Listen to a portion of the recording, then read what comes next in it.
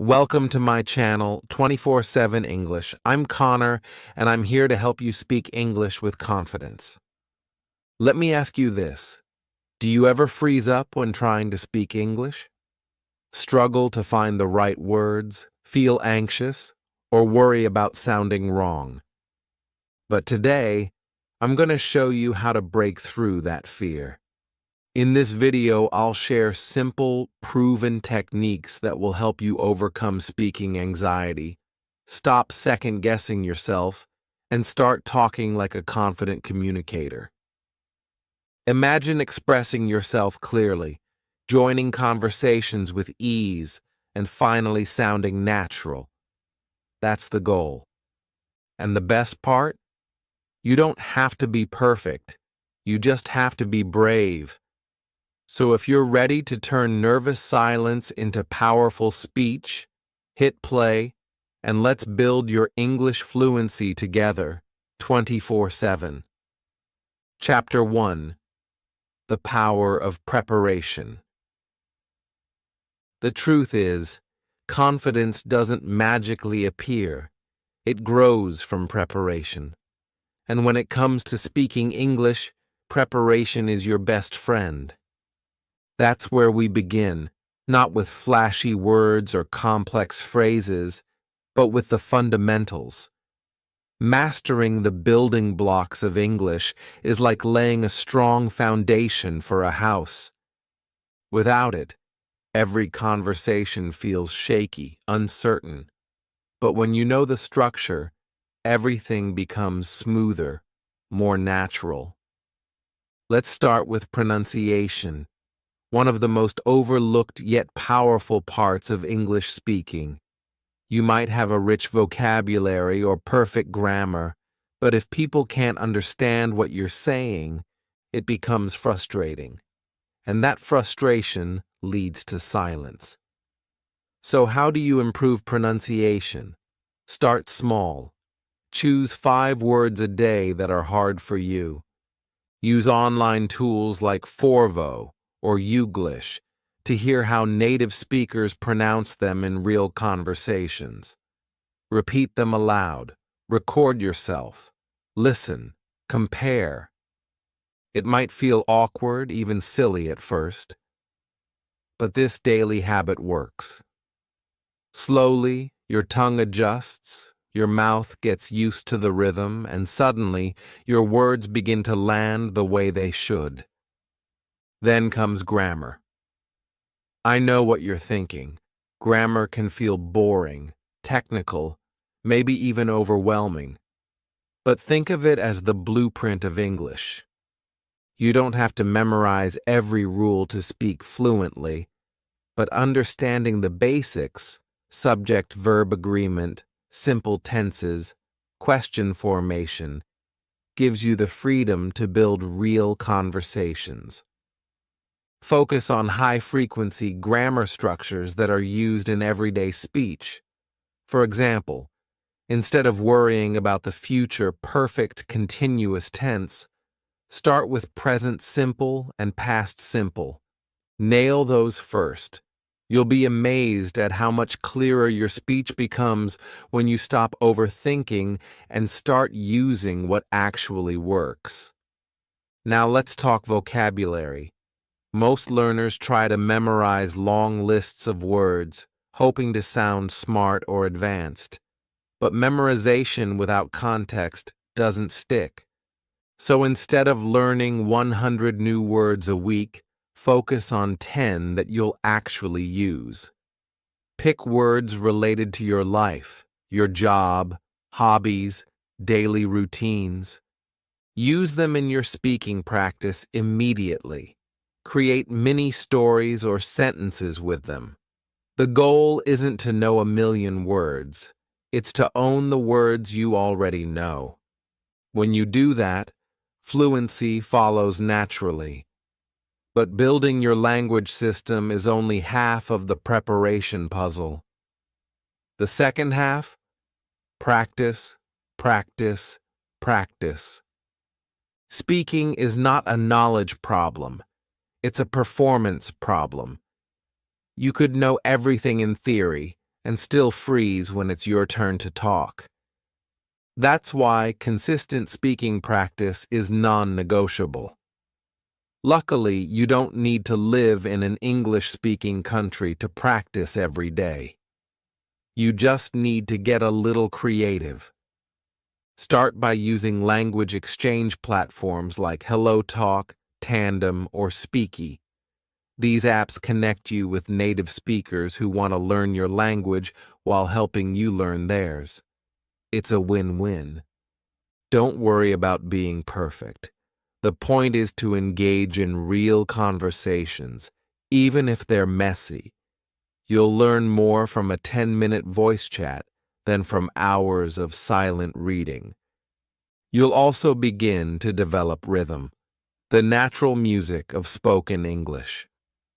Another option, join speaking clubs or online conversation groups. Many are free and run weekly sessions on Zoom or Telegram. The benefit here is that you get to hear different accents, practice group communication, and most importantly, get over the fear of public speaking. At first, you may be nervous. Your heart might race, your mind might go blank. That's okay. It's not about being fearless. It's about doing it scared until the fear fades. If live interaction feels too intimidating right now, start by talking to yourself in English. Describe what you're doing. Narrate your day. Argue with yourself about what to eat. It sounds strange, but it rewires your brain to think in English. And when you can think in English, speaking becomes 10 times easier. Remember, every minute you speak is a deposit into your confidence bank. Alongside all this technical work, there's one often ignored tool that can transform your journey: visualization. This isn't wishful thinking. It's a proven psychological technique used by athletes, public speakers, and yes, even language learners. Close your eyes for a moment. Picture yourself walking into a room full of English speakers. You feel calm, grounded. Someone asks you a question, and you respond smoothly.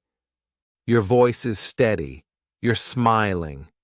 People nod and laugh. They understand you. You're not just surviving the moment, you're owning it. This isn't just imagination, it's mental rehearsal. And your brain responds to it almost the same way it does to real-life practice. If you repeatedly visualize successful conversations, your anxiety begins to shrink. You build positive associations with speaking English instead of fear-based ones. Start your day with this simple routine: 3 minutes of visualization before your practice session. See yourself winning. Hear your voice sounding clear. Over time, your brain will believe it, and your mouth will follow. Remember, preparation isn't just about language drills. It's about building emotional safety. Most learners fail to speak confidently, not because they don't know English, but because they don't trust themselves. So preparation becomes your armor. It shields you from the panic of, what if I forget a word? Or, what if they laugh at my accent? Because when you've practiced enough, when you've visualized enough, and when you've understood the building blocks, you no longer fear the unknown. You're ready for it. Let me give you a real example. One of my students, Maria, had studied English for 6 years but couldn't speak more than a few sentences. She thought something was wrong with her. We didn't start with speaking. We started with rebuilding her foundation, pronunciation, key grammar, and 10 words a week. We added 5 minutes of self-talk a day. Then once a week, she joined a language exchange. After 1 month, she told me, I had my first full conversation in English without freezing. That's the power of preparation, not magic, just method. Here's something else to keep in mind. Progress is not linear. Some days your English will flow. Other days, you'll fumble on simple words. That's normal. Don't let a bad practice session convince you that you're not improving. Fluency is built through repetition, reflection, and resilience. Celebrate your small wins. Did you use a new phrase today? That counts. Did you record yourself for 60 seconds without stopping? That's progress. Keep stacking these wins. Also, don't isolate your practice to one method. Rotate between speaking, listening, reading, and writing. They support each other. Watch shows with subtitles, then shadow the dialogue. Read short stories aloud. Write journal entries about your day. Everything you do in English strengthens your speaking skills, directly or indirectly. Let's not forget feedback. Practicing without correction can form bad habits, so once a week, ask a language partner or tutor to give you gentle but honest feedback. Focus on 1 or 2 corrections, not 10. You're not trying to be perfect, just a little better than yesterday. At this stage, one major mistake learners make is comparing themselves to others. She sounds like a native. He speaks faster than me. Comparison kills progress. The only person you should compete with is the version of you from last week. If you're more confident than you were a month ago, you're winning. To wrap this up, preparation is not about becoming flawless. It's about becoming fearless. When you understand how English works, when you practice daily in small ways, when you visualize success, something shifts.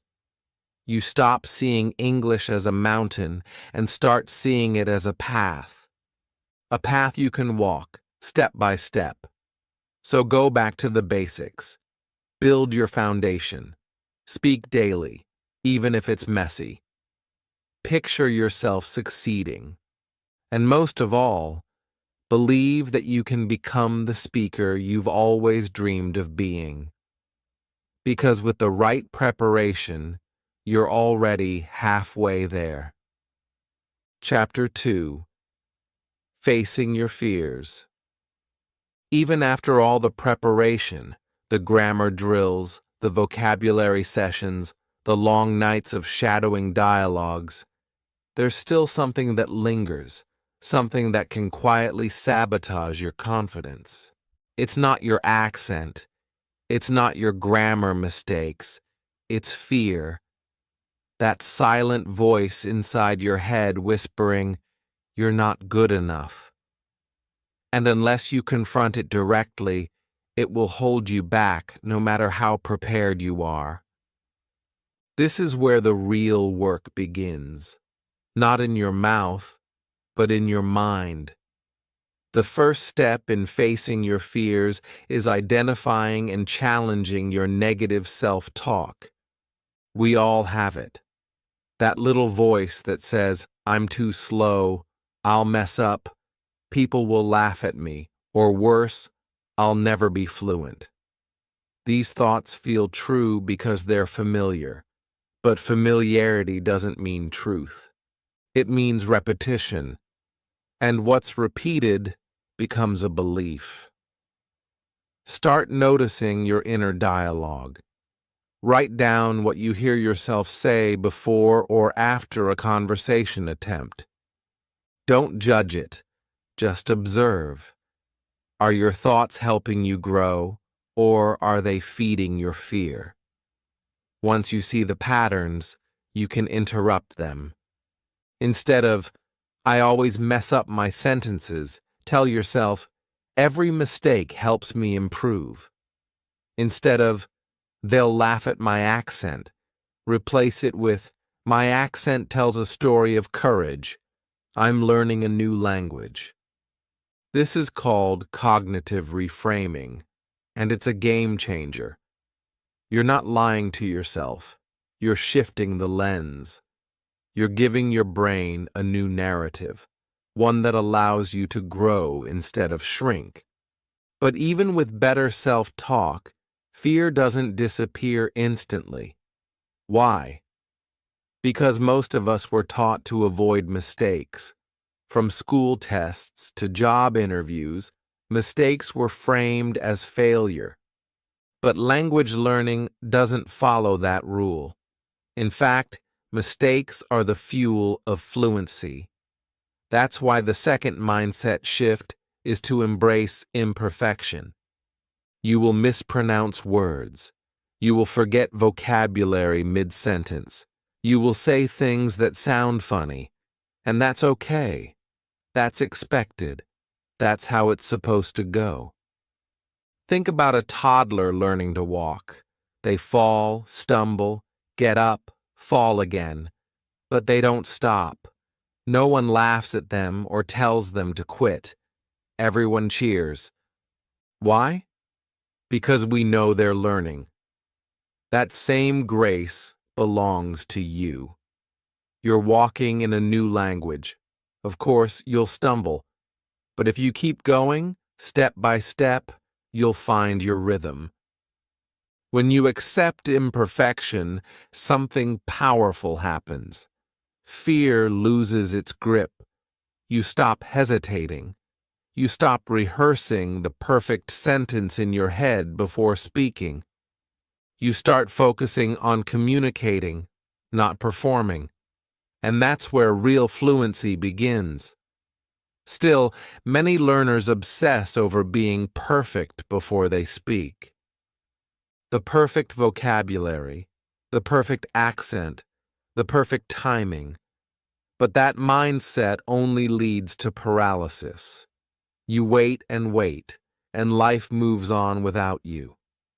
That's why the final and most empowering shift is this. Focus on progress, not perfection. Start tracking your growth, even in small ways. Did you join a language exchange this week? That's progress. Did you record yourself speaking for the first time? That's a huge step. Did you understand a new word in a podcast without translating? That's fluency creeping in. Create a success journal for your English journey. Every evening, write down one win, no matter how small. Maybe you ordered food in English. Maybe you answered a phone call. Maybe you corrected yourself mid-sentence. These micro-victories are your ladder, and every step matters. When you look back after a month, you'll see how far you've come, not because you're perfect, but because you're consistent. Progress doesn't care how fast you go. It only asks that you keep moving. Let me share a personal story. One of my students, Adil, was a brilliant thinker. He could write essays in English that read like poetry. But speaking, he avoided it like the plague. One-on-one, he'd go silent, his hands would shake, his voice would vanish. He thought he was bad at speaking. But what he was really battling was fear. Fear of being judged, of not being understood, of not being good enough. We started small. Instead of speaking with others, I asked him to speak to himself in the mirror for 2 minutes a day. No judgment, no corrections, just expression. At first he mumbled, then he stumbled, then he smiled. Slowly, his voice returned.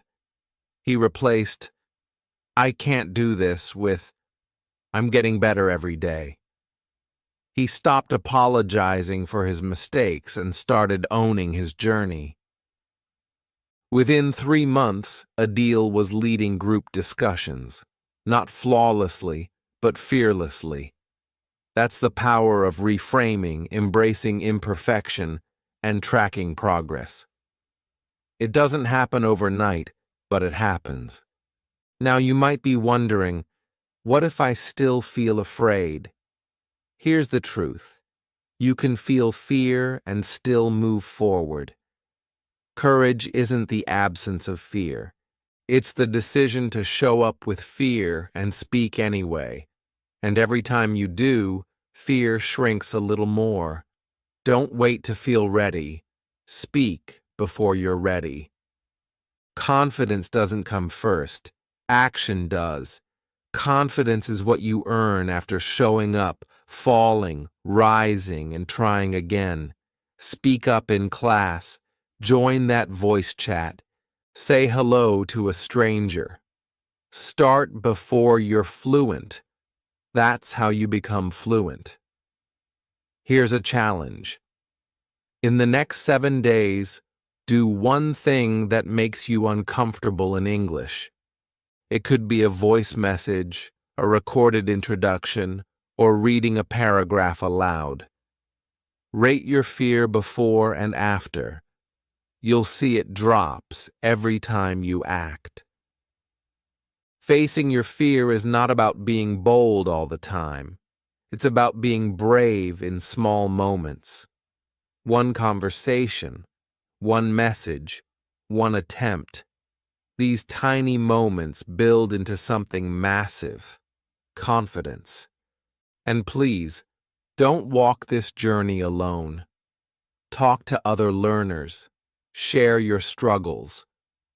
You'll realize how common these fears are. When you open up, you find support.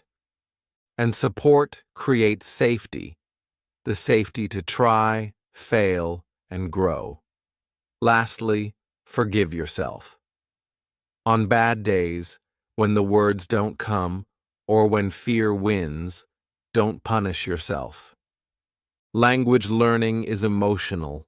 It stirs up memories, insecurities, self-doubt. Be gentle with yourself. Tomorrow is another chance. The only failure is quitting.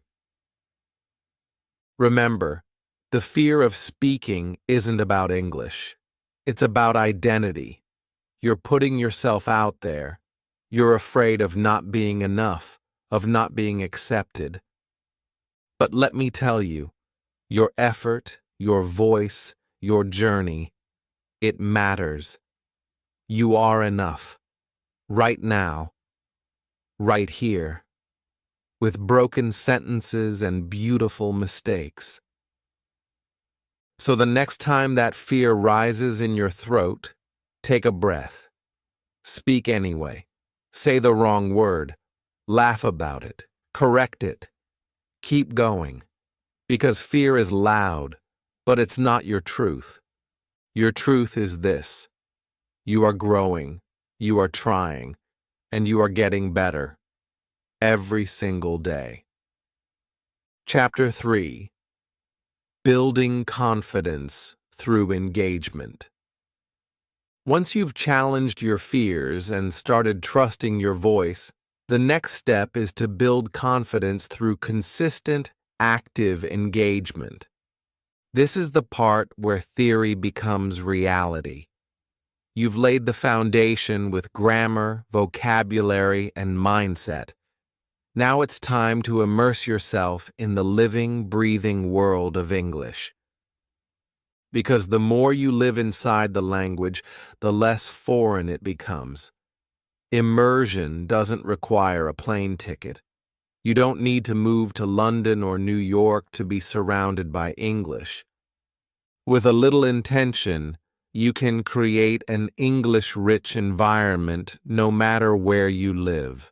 It starts by simply changing what you consume. If you watch videos, watch them in English. If you listen to music, choose English songs. If you enjoy scrolling social media, follow English-speaking content creators, comedians, educators, and even meme pages. Start small. maybe just 10 minutes a day of English input. Watch a short documentary on YouTube, listen to a daily news summary in English while getting ready in the morning, or tune in to a podcast that fits your interest, whether it's motivation, health, fashion, or personal growth. The more relatable the content, the easier it is to absorb and enjoy. Passive exposure helps your brain pick up on sentence structure, natural expressions, and pronunciation patterns, even when you're not actively studying. But don't just consume, interact. Leave comments in English. React to stories with simple sentences like, "That's so funny," or "I didn't know that." This turns your input into output. It's the difference between watching from the sidelines and stepping onto the field. Every time you type or speak, you're reinforcing your fluency. Remember, confidence is a skill built through action. That said, the fastest way to solidify everything you've learned is by engaging in real-life conversations. Nothing replaces the experience of talking to another person, hearing their voice, reacting in real time, and managing the unpredictability of human interaction. Yes, it can feel scary at first, but every sentence you speak, even the broken ones, is a victory over hesitation. If you're in a city or community with English speakers, look for ways to connect in everyday situations. Greet a tourist, offer directions, ask simple questions like, "Where are you from?" or "Are you enjoying your visit?" These moments don't need to be long or complex. Their power lies in the fact that you're using English in the real world. You can also join local clubs, workshops, or meetups where English is the medium. Think book clubs, sports groups, volunteer events, or even church communities. Not only will you practice your English, but you'll also build friendships and cultural understanding. These environments are usually forgiving, social, and supportive, perfect for language learners who are still finding their confidence. If you're shy or feel unsure about jumping into face-to-face conversations, try low-pressure environments. For example, volunteer at an organization where your main task is assisting or greeting. You don't have to give long speeches. Just practice small, repeatable interactions. Say, "Good morning," ask, "How can I help you?" or share a smile with a kind word. These moments build your communication muscle without overwhelming you. If in-person options are limited, then turn to the power of technology. There has never been a better time to learn English. Thanks to hundreds of free and paid resources designed to make learning interactive, fun, and effective. Language apps like Duolingo, Babbel, Memrise, and Busuu turn vocabulary and grammar practice into games, rewarding you with badges, streaks, and instant feedback. These platforms are excellent for quick daily reviews, especially when you're on the go. But to build speaking confidence, you need to go beyond vocabulary flashcards. That's where apps like Tandem, HelloTalk, and Speaky shine. These platforms connect you with real people who want to exchange languages. You teach them your native tongue, and they help you with English. Conversations can be text, audio, or video, whatever you're comfortable with. The beauty is that both of you are learners, so there's no pressure to be perfect. It's about mutual growth, not judgment. Many learners also benefit from AI-powered tools like chatbots or pronunciation assistants. Platforms like Elsa Speak analyze your accent and give you tips on how to improve. Others, like Speak or Fluent U, allow you to practice real-life scenarios, from ordering coffee to going for a job interview, through simulated dialogue. It's like role-playing your way to fluency. For more structured speaking practice, consider joining online conversation clubs or group classes via Zoom or Skype. Websites like Italki, Preply, and Cambly offer affordable sessions with native or near-native tutors. Some offer group discussions, others focus on one-on-one practice. You can even choose tutors who specialize in accent reduction, IELTS prep, or business English, whatever fits your goals. But here's the key. Don't just install these apps and forget them. Use them consistently. Set reminders. Schedule a 15-minute session before dinner. Track your streak. The brain thrives on repetition, and confidence grows when you show up again and again, even in small doses. Let me tell you about Junaid, a former student of mine. He lived in a small town in Pakistan and had no one around to speak English with. But he was determined. So he made English his daily environment, his phone, his music, his YouTube feed, all in English. Every morning, he listened to English news while having breakfast. Every evening, he messaged a language partner through Hello Talk. He also recorded short diary entries about his day and used AI apps to improve his pronunciation. 6 months later, he had his first video call with a Canadian tutor. His voice shook at first. He made mistakes. But he kept going. And by the end of the session, he was smiling because he understood and he was understood.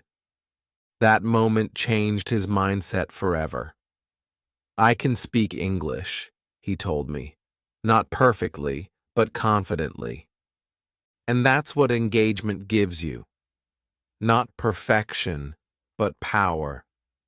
Power to speak even when unsure.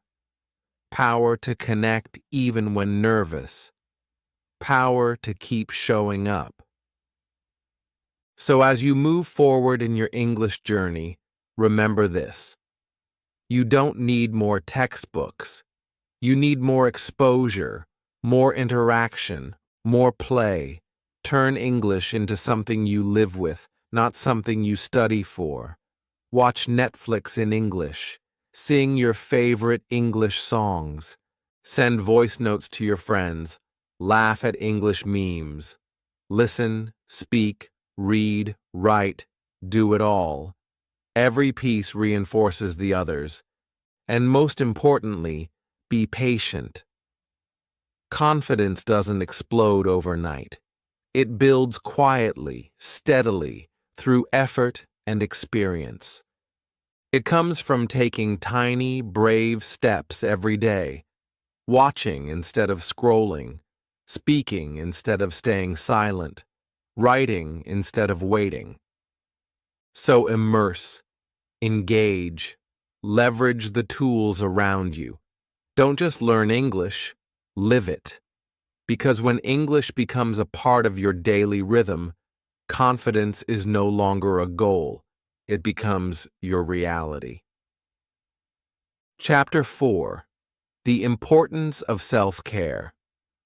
When you're fully immersed in your English learning journey, consuming content, speaking with others, using apps, showing up day after day, it's easy to forget one essential thing: yourself.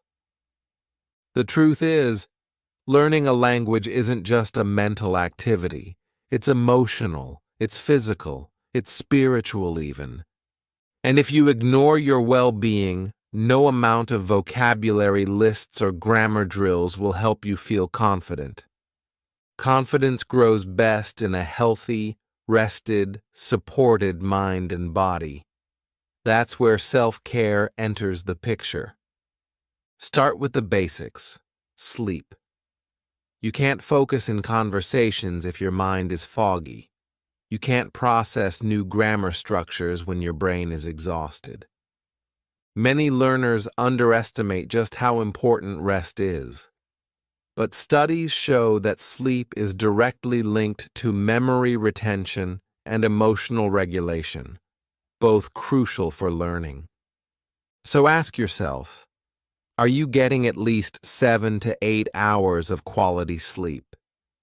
If not, that might explain why your motivation feels low or your speech feels sluggish. Prioritize rest like you would a study session, because without it, your efforts don't stick. Next, consider your diet and physical health. A body that's fueled with whole foods, fruits, vegetables, healthy fats, proteins, supports a brain that can absorb, recall, and respond. Ever notice how hard it is to think straight after too much sugar or caffeine? Or how your anxiety spikes when you skip meals? These things may seem unrelated to English learning, but they matter. Language confidence comes from mental clarity. Mental clarity comes from physical health. It's all connected. And don't underestimate the power of movement. You don't need to run marathons or lift heavy weights. Just move. Go for a walk. Do light yoga. Stretch. Dance.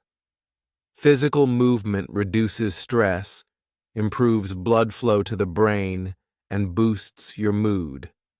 And guess what? When your mood is better, you're more likely to try new things, like speaking up in English. You're less afraid of making mistakes. You laugh more. You relax into the rhythm of conversation. That's confidence in action, born from self-care, not just study. But self-care isn't only physical, it's deeply emotional. One of the most powerful tools for emotional support is community. Learning alone can be isolating. It's easy to believe you're the only one struggling, the only one stuck, the only one making mistakes. But when you connect with others who are walking the same path, everything changes. Suddenly, you feel understood. You feel encouraged. You feel less alone. That's why it's so important to find a supportive community of English learners. Not just to practice with, but to share experiences with. Join a Facebook group. Participate in a WhatsApp learning circle. Attend virtual language meetups. Find people who can cheer you on when you feel stuck and who need your encouragement too. The power of me too is real. When someone says, I struggled with that too, but here's what helped, it lights a spark of hope inside you. That hope leads to resilience. And resilience is where long-term confidence is born. Within your community, be open. Share your wins, even the tiny ones. I finally ordered coffee in English today. Or, I understood a full YouTube video without subtitles. These things matter. Celebrate them. And when someone else shares their progress, celebrate with them. Support flows both ways, and in that flow, everyone grows. Still, even with support, effort, and progress, there are days when it feels hard, days when you want to give up, when you question why you're even trying. That's when one simple self-care habit becomes a lifeline. Reward yourself. No one claps for you every time you practice.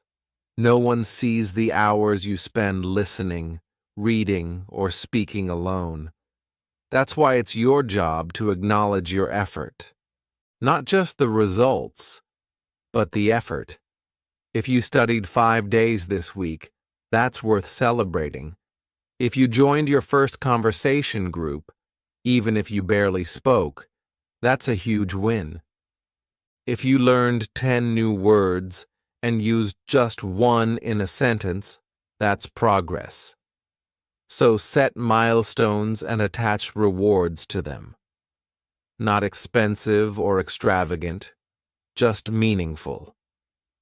Maybe after a month of consistent practice, you treat yourself to a new notebook or a special dessert. Maybe you allow yourself a movie night or a peaceful walk in your favorite park. These small acts of kindness toward yourself tell your brain, this matters. I'm doing something important. I'm proud of me. This isn't childish. It's neuroscience. Rewarding effort reinforces behavior. It makes you want to keep going. It shifts the focus from pressure and perfection to joy and motivation. And that shift builds emotional safety, the foundation of confidence. Let's take a moment to talk about emotional regulation too. Because sometimes self-care means giving yourself space.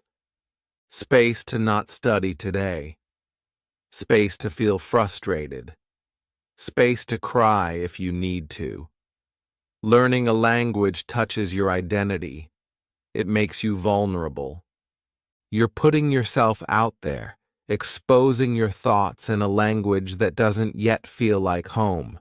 That's brave, and bravery takes a toll. So on hard days, give yourself grace. Maybe today, instead of practicing speaking, you just listen to calming English music. Maybe you journal in your native language about how you're feeling. That counts as self-care. That counts as engagement. It's still part of your journey, just a softer part. Remember, burnout is real. Many learners start strong, then quit after a few months because they push too hard without rest. But consistency doesn't mean perfection. It means showing up again and again with compassion, with care, with rest and recovery built in. A great way to balance intensity with ease is to create a rhythm. Maybe 3 days a week you do focused speaking practice. 2 days you relax and consume English passively. A movie, a podcast, a funny YouTube channel. 1 day you reflect or journal, and always, at the end of the week, reward yourself. Make your brain associate English learning with pleasure, not punishment. Here's something else. Self-care reminds you that you are more than your mistakes. You're not just someone learning English. You're a whole person with emotions, needs, dreams, and strengths. The more you take care of the whole you, the stronger and more confident the English-speaking you becomes. Let me tell you about Sophia, one of my learners from Brazil. She was brilliant, committed, and extremely hard on herself. Every mistake made her feel like a failure. Eventually, her anxiety got so bad she stopped speaking entirely. So instead of pushing more lessons, we paused. We focused on her well-being. She started meditating 5 minutes a day. She joined a support group for anxious language learners. She stopped trying to be perfect and started rewarding herself for every small act of courage. Within 2 months, her spark returned. She wasn't fluent yet, but she was free. Free from the shame, free from the fear. And that freedom became the fuel for her fluency. That's what self-care does. It doesn't just make you feel good, it makes learning sustainable. It turns temporary motivation into long-term transformation. So today, ask yourself, how are you really feeling? Are you rested, nourished, supported, encouraged, celebrated? If not, don't wait. Make a change.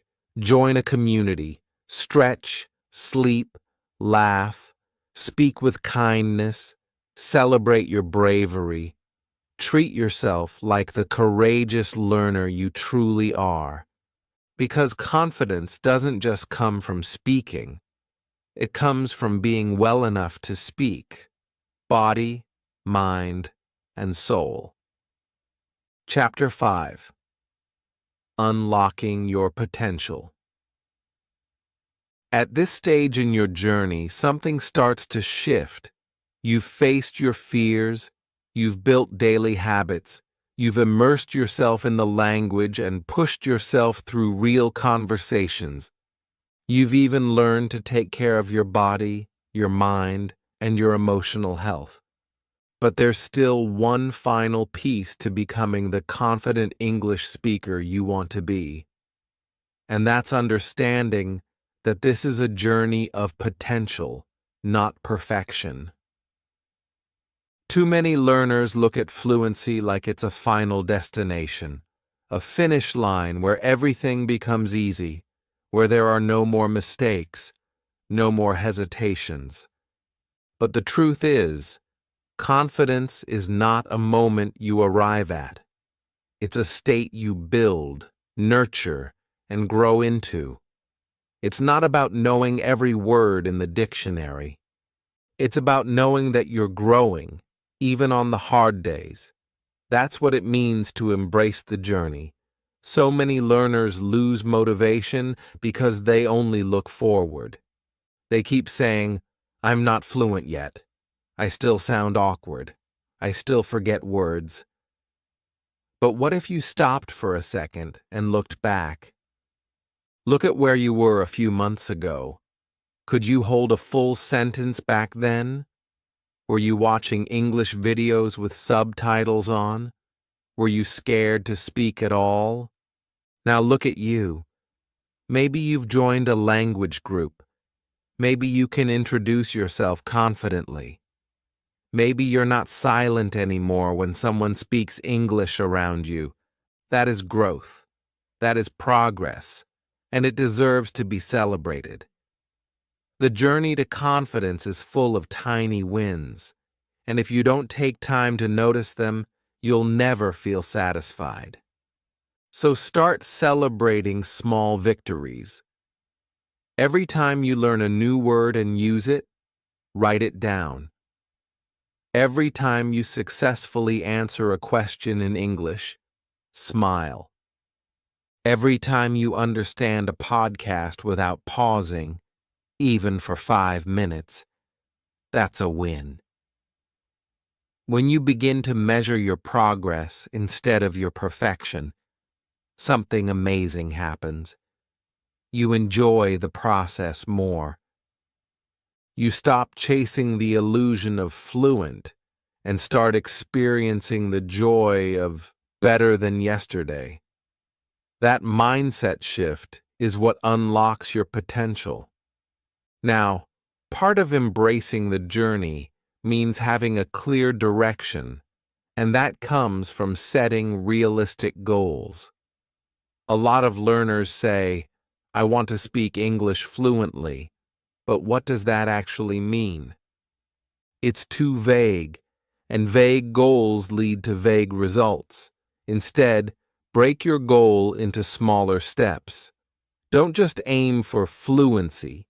Aim to have a 5-minute conversation. Aim to tell someone about your day. Aim to ask for directions or describe your favorite movie. Set weekly or monthly goals that are specific, measurable, and personal. For example, this week I'll learn 10 new words related to my job. This weekend, I'll watch one English film without subtitles and write a short summary. This month, I'll join 2 English-speaking Zoom calls and introduce myself. Every time you hit one of these goals, check it off. That physical act of tracking your progress tells your brain, I'm doing it, I'm growing. And the more your brain sees evidence of success, the more motivated you feel to keep going. But let's be honest, even with clear goals and small wins, there will be tough days. Days where you feel stuck. Days when you forget everything. Days where nothing seems to come out right. And in those moments, the most important quality you can have is not talent, not knowledge, but patience. Learning a language is a long-term investment. It's like planting a tree. You can water it, give it sunlight, care for it, but it won't grow overnight. Some days, you won't see any progress at all, but underneath the surface, the roots are growing. Your mind is processing, adjusting, absorbing, and eventually, that invisible work leads to visible breakthroughs. So be patient with yourself. You're not a machine. You're a human being learning something deeply complex. You're not just learning words, you're learning rhythm, tone, body language, cultural context. That takes time, and it's okay if you're not there yet. What matters is that you keep showing up. Persistence is what turns potential into power. You don't have to be perfect every day, but you do have to stay in motion. Even on the hard days, do something small. Watch a short video, read one page of an article, repeat a sentence out loud, even 1 minute counts. Because every drop adds up, every brick builds the wall. Let me tell you about a learner named Amir. When he started, he couldn't speak more than 1 sentence. Every time he tried, he froze, but instead of quitting, he made a rule. Just speak 1 sentence a day. That's it. Sometimes it was to himself, sometimes in a WhatsApp voice note, sometimes during his Zoom English class. He didn't rush. He didn't panic. He just showed up. 1 sentence at a time. After 3 months, he was holding full conversations. After 6 months, he was helping other learners with pronunciation. Not because he was special, but because he was consistent. And that's the final key to unlocking your potential. Consistency over intensity. You don't need to study for 5 hours once a week. You need to engage with the language 10 to 15 minutes every day. That's how habits are formed. That's how your brain learns that English isn't a school subject. It's part of your life. If you stay patient, set clear goals, and celebrate your progress, confidence will come naturally. You'll wake up one day and realize you're thinking in English. You'll be in a conversation and notice you're not translating in your head anymore. You'll say something, and someone will laugh or nod or reply, and you'll realize you were understood. That's the reward. Not perfect grammar, not native-like accent, but connection, clarity, confidence.